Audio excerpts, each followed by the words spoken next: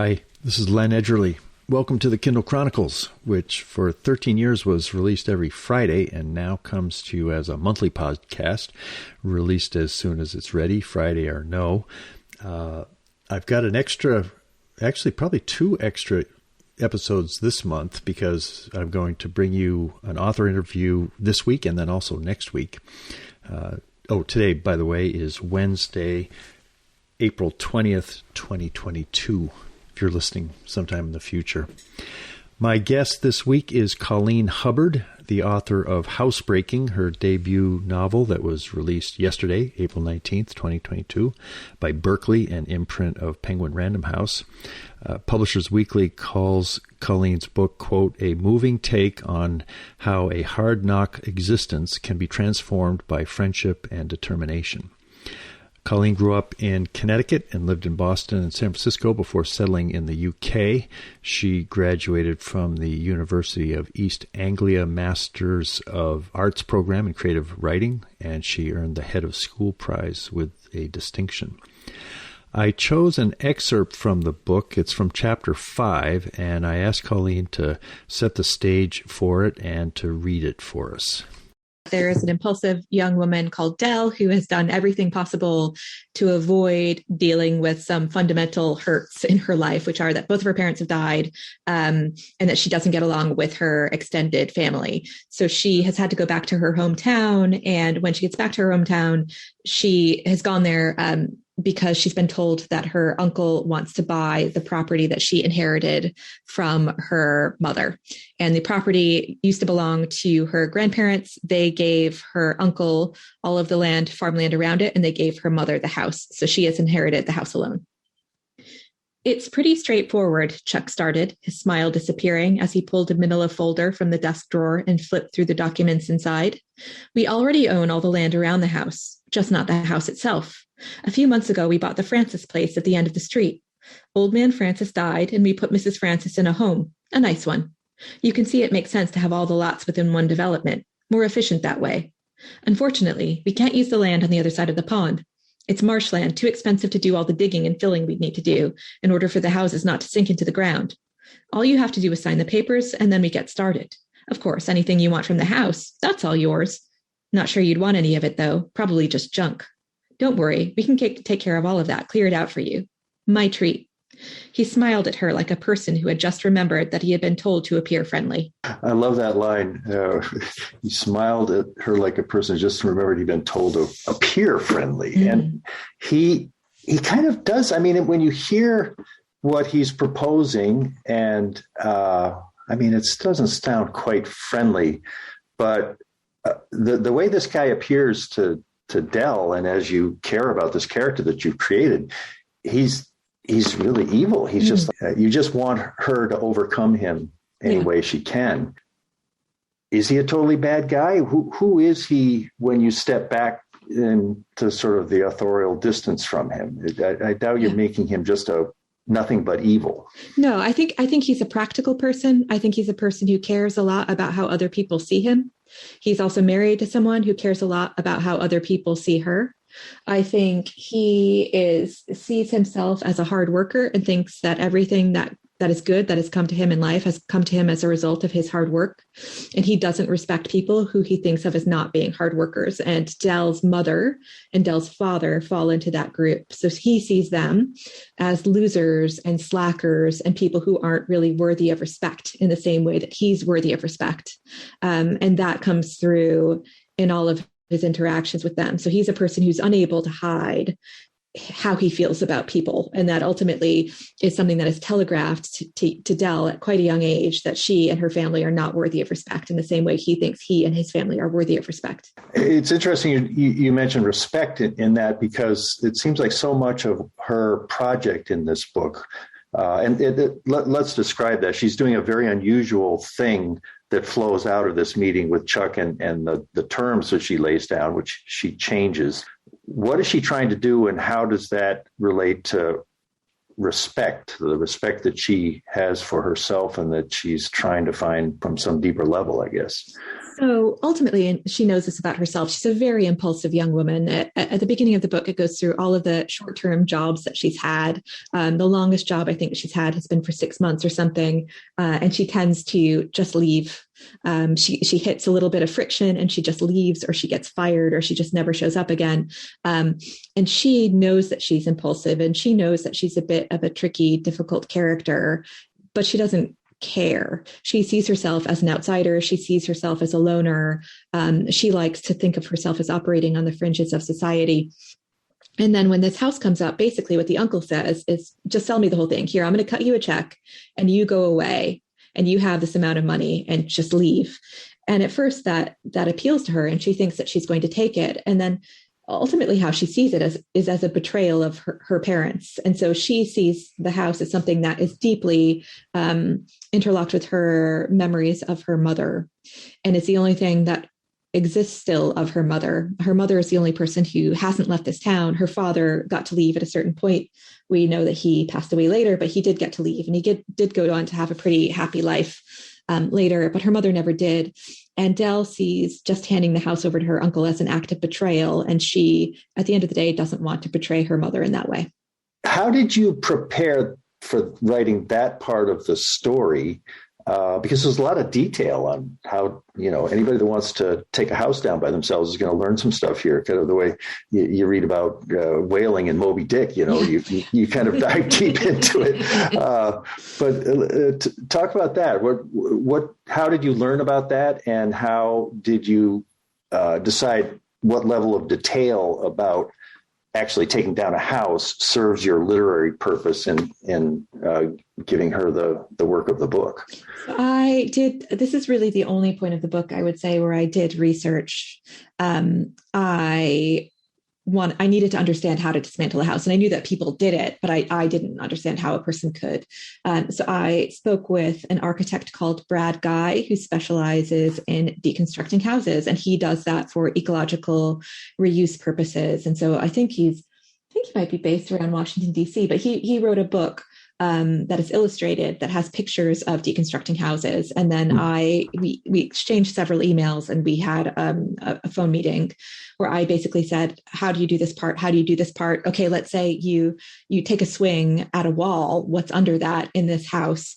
And he was just wonderful and so generous with me and sent me lots of links. And so basically helped me house shop. I told him where I wanted the book to be based, and he sent me a database of historic houses, just not like rich people's houses, but normal houses in this area, and just said, pick through it. And if you have any questions, tell me about it. And so I went through and I picked the area where I thought that this book would be set. And I based it on a very particular house there. And he answered lots of questions about how the house would be constructed, what would be under the walls, what the foundation would be made of. And so it is based on research. So how the house is deconstructed. Certainly, I'm sure that there are some mistakes in it, and those are mistakes that belong to me, but he was very helpful with that. That's amazing. So he not only helped you generically, but you had a chance to get his help taking down a specific house. And this was a house, you don't say specifically, but we're to take it somewhere in New England. In New England, right. Yes. Yeah. In winter. Yes. In New England. Yeah. Well, now, I see that you're from New England, Connecticut. Now, are you in London now? Where am I reaching you? I used to live in London. Now I live in Somerset, which is in southwest England. I see. And your book is going to come out tomorrow, which I'm sure you recall from your New England days as Patriots Day. Yep. And have you spent as much time in the UK as you, in kind of old England, as you did New England? Or oh no, so I grew up in New England. My father's family moved to the town that I grew up in the 1500s. And so there's an unbroken line of Hubbards from the 1500s to the modern day in Middletown, Connecticut.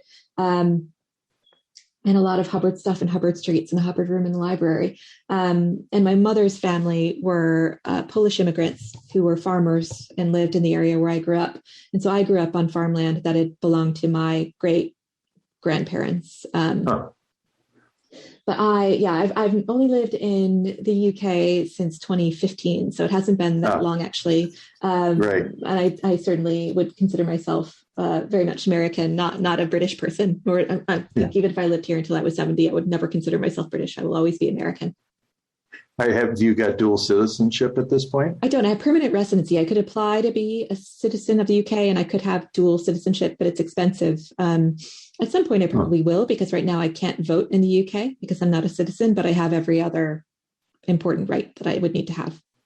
And you have 2 children who are British citizens. They are British. Yeah. We're actually taking them not next Friday, but the Friday after. We're taking them to the embassy to declare them Americans. They will have their little passports. I have to take their little baby that's cool. to go to their passports. Yeah. Oh, that's pretty cool. You know, in this book and in some of the things I've read that you wrote blogs in different places, it feels like kind of class resentment is in the book, is in your experience of life. And when I think about class resentment and just stratification. I mean, I grew up in Wayland, Mass. in New England and went to prep school. I was sort of part of the whole thing. Yep.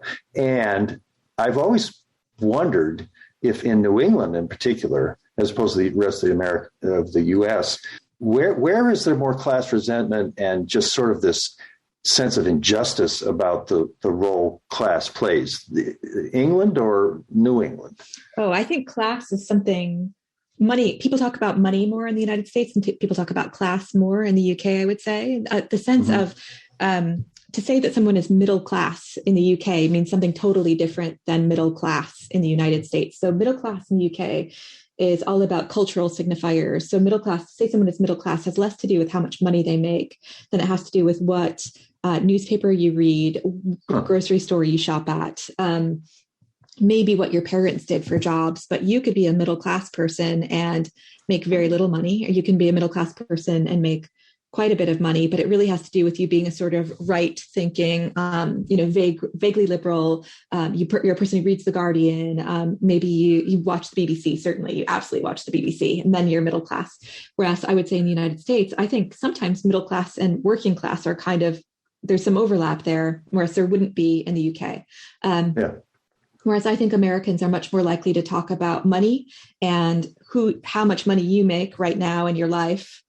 That is more important than your grandparents, parents or great grandparents. The place where I grew up, Middletown, Connecticut, I would say it's a working class town. Probably the people that I know who I would have considered pretty well-to-do were probably kids whose parents were maybe doctors, maybe dentists, but there wasn't a huge amount of wealth in that place.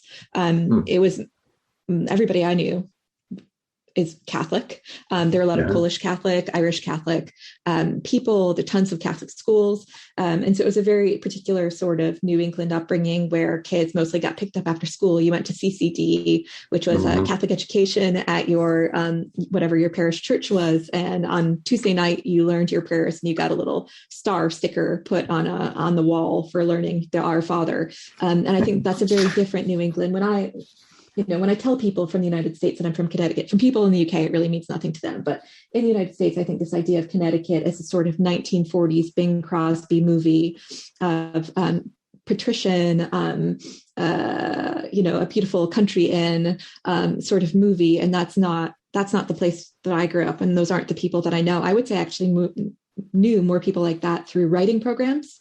When I started to get into graduate level writing, that's when I started, and university, I guess, to some level, but that's when I met really rich people, really patrician people who had multi-generational wealth in a way that I really don't think I knew existed when I was growing up.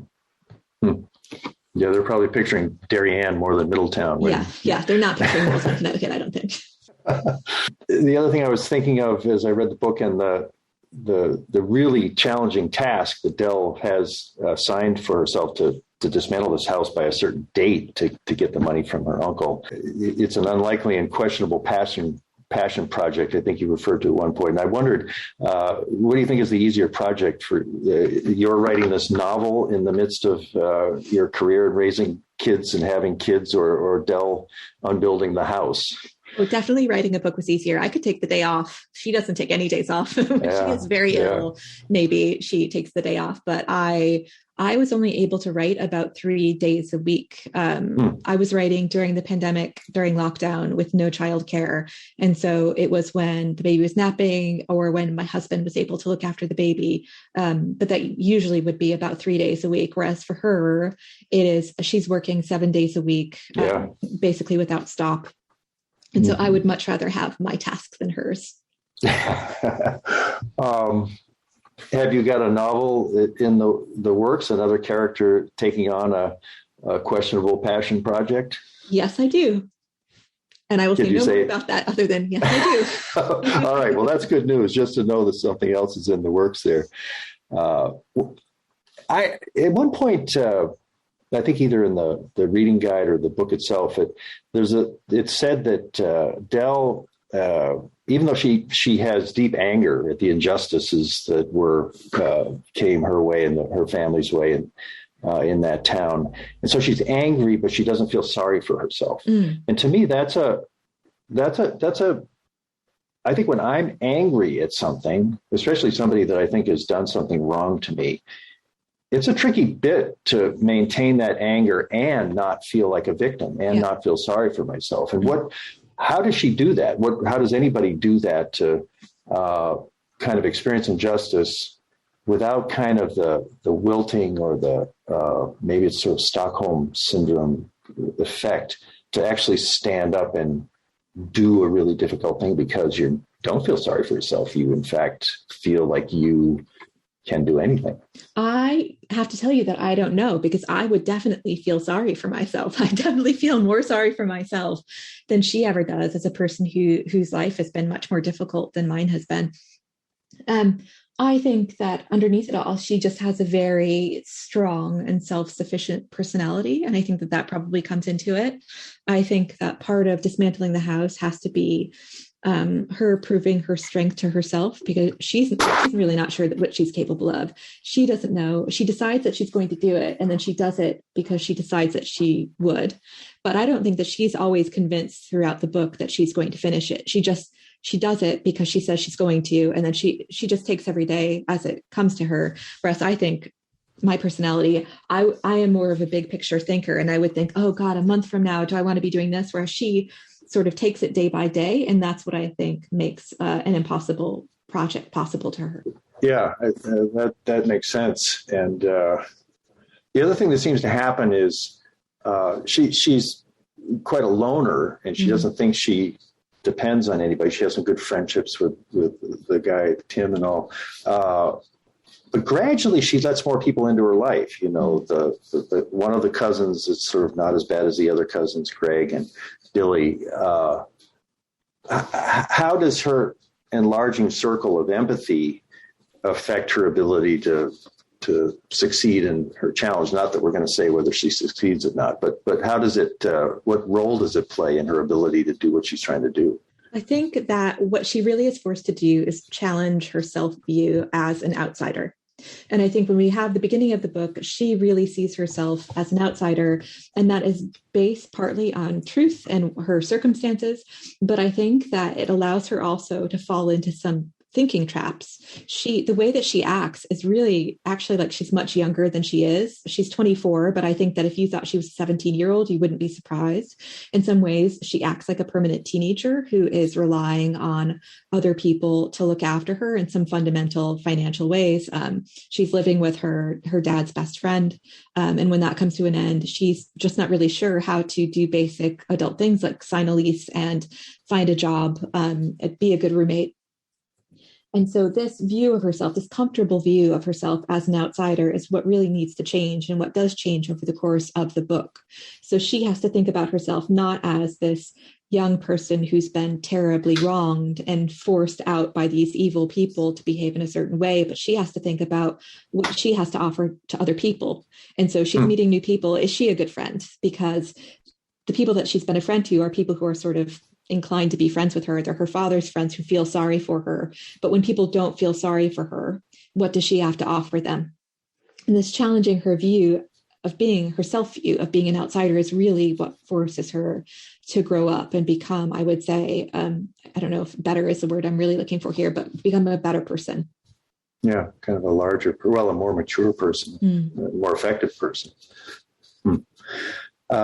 This is your debut novel.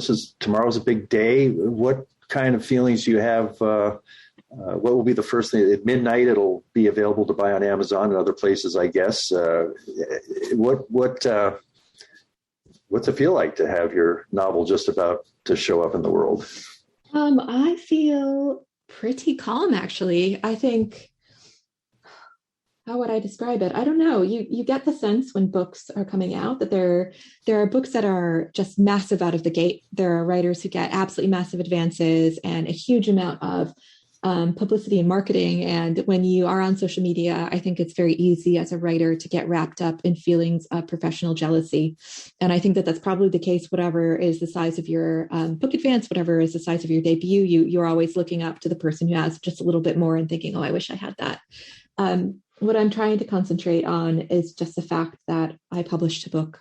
I got to work with really nice people. I've become a part of a group of people called writers, and now I can introduce myself as a writer. And I think that is incredibly lucky. It's really hard to get published right now. I would say there are a lot of people who are incredibly talented, people I've been in workshops with who just haven't hit the right book yet, who haven't found an agent, who wrote a book and haven't got a publishing contract. And so I think for me, it's a really profound sense of gratitude while also still having those human moments of wishing like, oh, I wish I, had this that somebody else had, or I wish I didn't have this negative review here. I think that that's just normal and human to feel those things, but also to want to really be focused on how lucky it is to have a book coming out.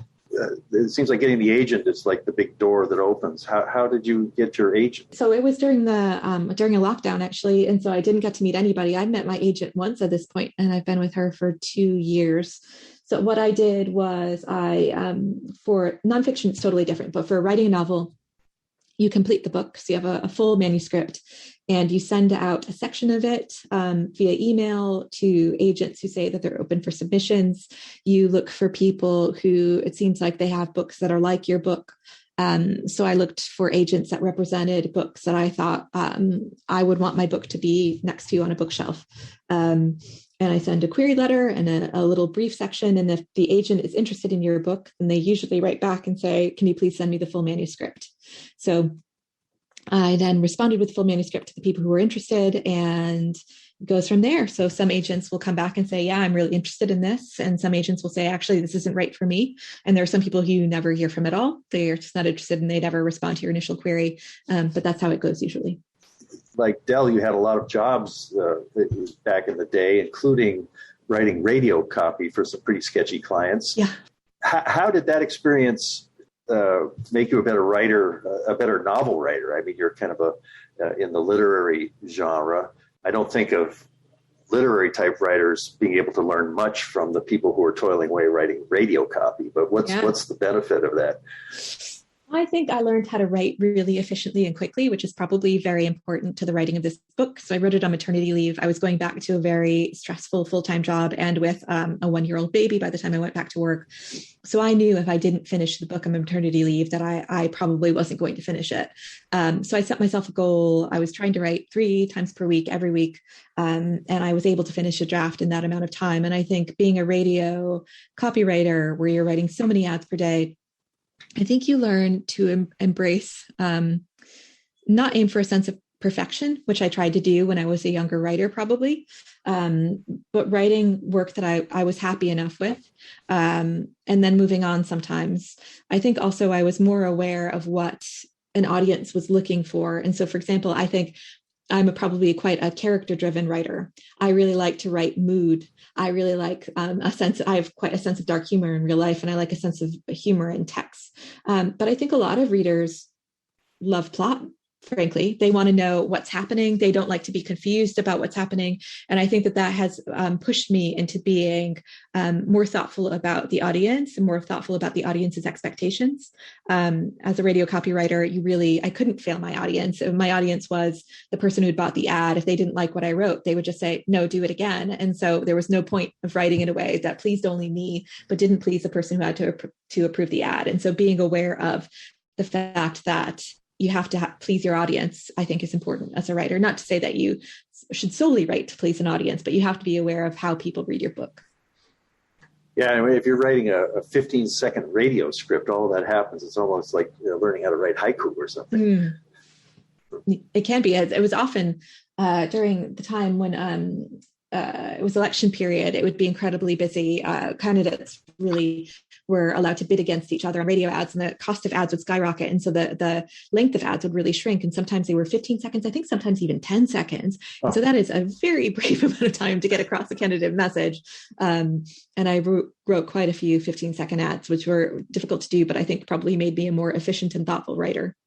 Yeah. And you kind of assigned yourself a whole bunch of radio ads each day, those 3 days you're writing. Yeah. When you spend so much time creating a character like Dell, I imagine there's almost a reality to her. And if you could imagine her showing up for tea in England or you going over and having coffee here, what do you think the first question she would have of you would be?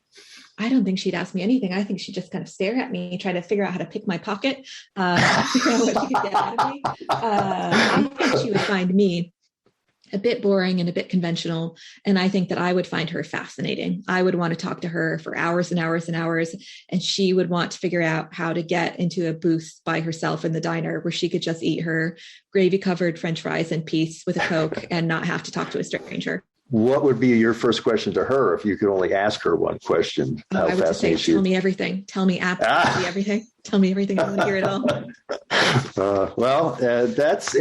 That's wonderful to hear, because I think that you create a character that causes that kind of fascination in the reader. She's unpredictable. She's strong. So I could certainly resonate with that.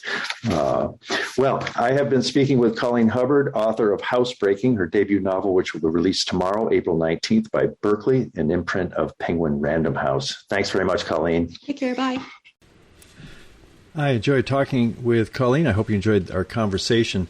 One of the things, as I was listening to it just now, while I was tightening it up a little in the editing, is the relationship between her character and herself. And I'm glad I asked about that, because it helped me to understand some of the power of the book. And when she described her situation in life as so much easier than Dell's, her created character, I think that there were still parts of her life, and she's written about this elsewhere. Her family was homeless when she was between 5th and 6th grade, so there was some real adversity there, and probably some resentments and some sense of injustice, things which I feel like they got turned into something artistic and more intense in the telling of this story. And as a result, the character is someone who has kind of a fascinating relationship with the author. And I've experienced that on some of the creative work I've done, that you create a character, and that character changes you as you portray that character. And then when she talked about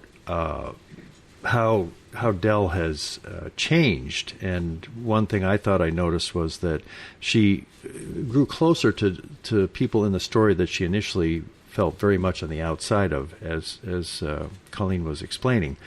And Colleen called it thinking traps, that Dell had become a permanent teenager, and that she'd been comfortable with a view of herself as an outsider, and that had to change in the course of the book, and it did.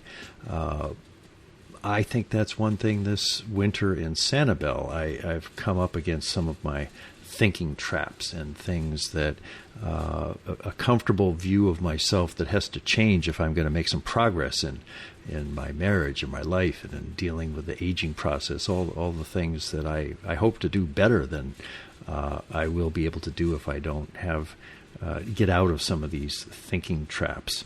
And the process of going from that outsider role to being a participant, that's always been a challenge for me. I think I've always been a bit of a lurker and somebody who likes to sit on the periphery and make judgments about the people who are actually doing things. I can trace that all the way back to high school.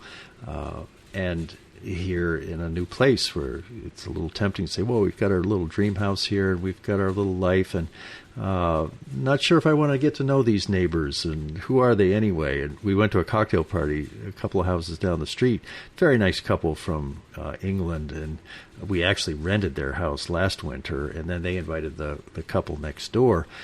And I don't know how anxious Darlene was. I was a little anxious to go and meet the neighbors, but it was great. You find out that on this street where we all share some common passions for what Sanibel stands for and being in this wonderful climate in the winter, but the lives are so different. I mean, one guy he'd grown up in Peru, and then he'd been in the Navy for 30 years, and they'd lived all around the world, and our British friends are doctors in England, and I think that one thing which keeps me on the periphery, I don't know if it would be what kept Dell on the periphery or Colleen in her own life, is it's an easy place to judge from. If you don't think you're part of the group, there's some freedom in saying, well, yeah, and they just don't really seem very authentic, or they don't do this, or they're more than me in this area. They've traveled the world more than I have, but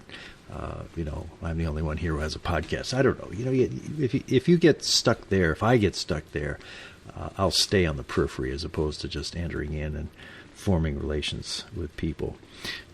So it wasn't an easy book to read. Adele's a scrappy, hard character, and there's a kind of relentlessness to the project of her tearing the house down. But it felt like an important book, or a book that had something important to say. I hope this is a debut novel that will launch Colleen on a writing career. I love how she talks about the joy of actually being a writer now that her book is out in the world. And it certainly deserves a place, and I'll be very interested to see what her second novel looks like. That's it for today. In this season 2 of the Kindle Chronicles, as I said, my goal is to bring you at least one episode of the podcast each month. And this month, we had Dana Sousa last time, the new city manager of Sanibel. And then due to kind of a mix-up with Kristen Lardy at Penguin, I had 2 author interviews back-to-back. I interviewed Colleen, and then the next day I interviewed Michelle Huneven, who has written, this is her 5th novel. It's called Search. It's a very different kind of a novel than Colleen's book, and it's available for pre-order with release on April 26th. Search is a brilliantly told story of a fictional Unitarian Universalist search committee trying to reach consensus on whom to call for the church's new minister. Spiritual and emotional mayhem ensue. And Michelle is a James Beard winning food writer, so there's all these tasty sidelights to what the committee is eating, and then at the end of the book there are a bunch of recipes that you can actually make some of the dishes that are referred to in the book. I don't think I've seen that in a novel before. It's a nice touch. So I'll put that interview up. I guess I'll try to get it up right around the day it's launched on April 26th, so sometime early next week. Darlene and I will be taking an overnight trip on Sunday of this week to see Elton John in concert in Tampa. I just kind of stumbled into this from somebody I met here on the island. It's part of his Farewell Yellow Brick Road, the final tour, which comprises a staggering 57 concerts this year and 50 in 2023. So he's taking a long time to say goodbye throughout North America and Europe. He turned 75 last month, and Darlene and I watched Rocket Man on Prime Video, a fictionalized movie based on his life, which I think Elton John was executive director of, but a very powerful, evocative movie that helped set the stage for being able to see him in concert this weekend. We will be driving north in Grace 2, our new Tesla Model Y, in 10 days. Lots to do between now and then, a day at a time. We're each making lists of lists to keep track of details. And I always have a little difficulty when we move from place to place. And it always has to do with kind of sadness. You settle into a place and you don't want to leave. I never want to leave the place I'm at, even though I'm going to a great place afterward. And I'm feeling some sadness at thinking, well, I'm not going to be looking out at the golf course. I'm not going to be swimming in the Gulf or riding on the trails of Sanibel for a few months. But we'll be back in, probably early November of next year. This is Len Edgerly for the Kindle Chronicles from Sanibel Island, Florida. I really appreciate your taking the time to listen to my show. Hope you have a great day.